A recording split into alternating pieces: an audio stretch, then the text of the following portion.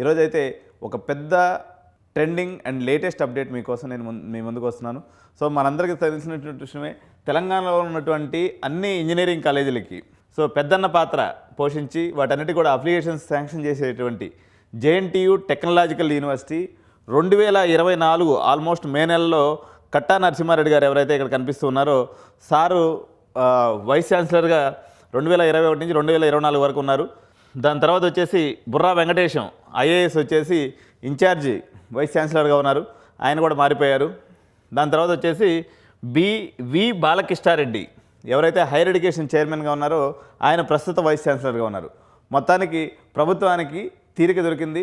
మొత్తానికైతే మనకు కొత్త వైస్ ఛాన్సలర్ని అయితే నియమించడం జరిగింది రేవంత్ రెడ్డి ప్రభుత్వం. సో చూద్దాం రేవంత్ రెడ్డి ప్రభుత్వం నియమించినటువంటి వైస్ ఛాన్సలర్ ఎవరు, ఏ ప్రాంతానికి సంబంధించినటువంటి వారు, ఈయన విశేషాలను ఇప్పుడు మనం తెలుసుకుందాం.